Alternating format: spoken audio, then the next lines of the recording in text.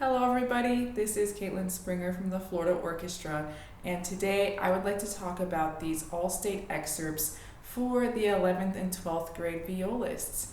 So we've got this Brahms 4th Symphony excerpt here, and this is some of the most dark and haunting yet beautiful and most fun to play excerpts that we find in the viola section. So what is important when we're learning this music? It's all about the feel.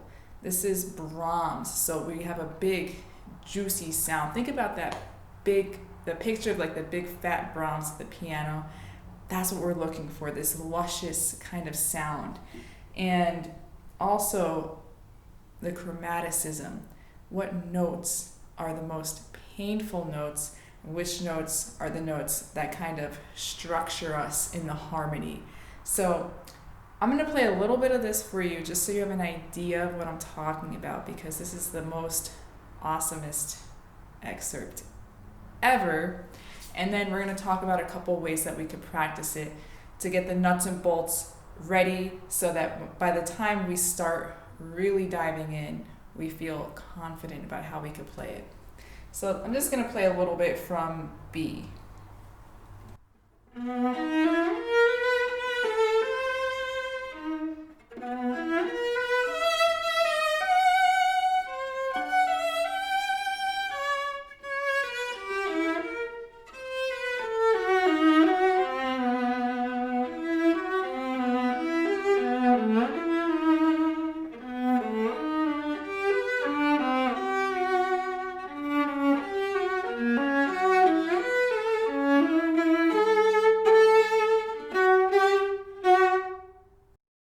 So let's just look at a couple ways we could practice this to make our playing more confident so that we could go for it with these really luscious lines.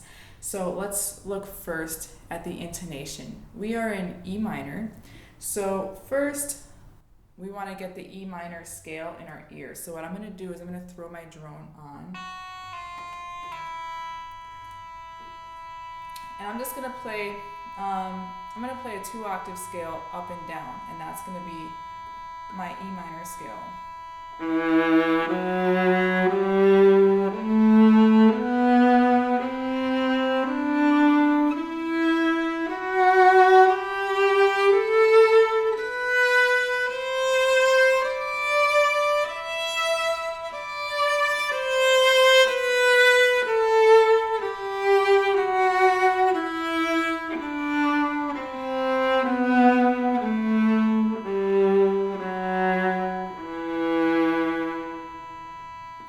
That was the natural minor, and you'll notice that just looking at B, that there are a lot of notes in this piece that are not in that scale.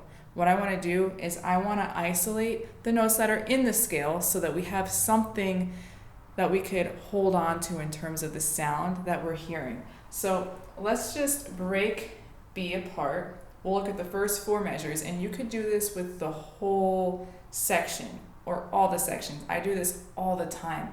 So I'm looking for the notes that fit within the key and that kind of follow a line so that I have something really strong in my ear. Now I'm going to throw my drone back on, and I'm going to look at how I isolated this section in our first example.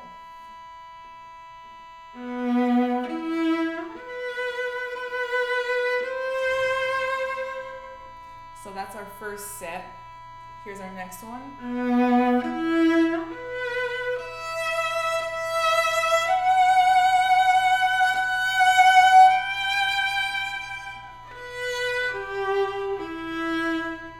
So you notice how it builds and it has such intensity, and then it just kind of falls back down the E minor arpeggio.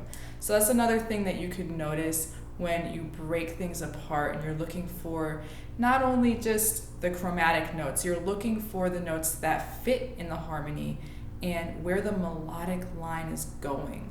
So that's why I wanted to break it apart that way. Now, if you look at C, you'll see that there are some complex rhythms here. So I want to just break these down by taking the lowest or the smallest subdivision that I can take and practicing it that way. So what I'm going to do is I'm going to look at C. I'm just going to play a little bit of this for you.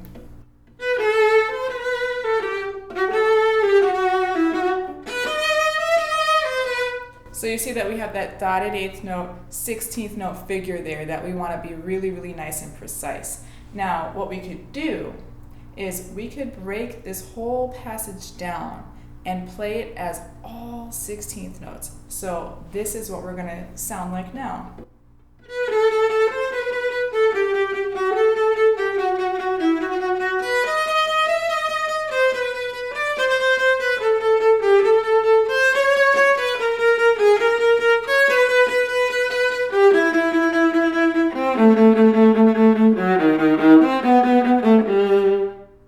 So that's how C will sound when you break it down to the smallest subdivision.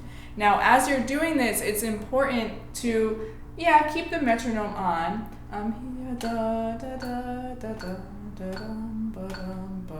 So that's around 78 or 80. So I'm going to put it on, and I'm going to play this with the metronome. But you'll notice that even though I'm playing it with the metronome and I'm playing it, metronomically, I'm playing it with a strong pulse, that I'm still trying to make the shapes that I eventually want to hear in the music. So even though I'm turning on my metronome, I'm not turning off my creativity. Always try to keep making the music sound the way you want, even though we are playing with the metronome and we feel like robots. Let's not be robots. Let's try this out. 1, 2, ready, go.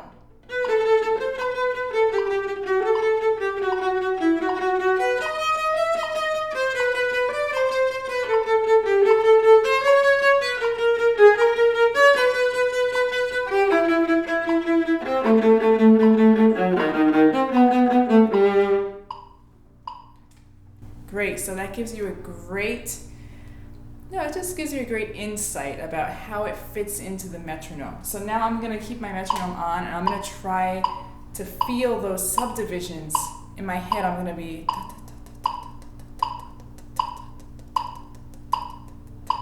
and I'm going to be doing that as strongly as I can. So let's just see how it sounds. 1, 2, go.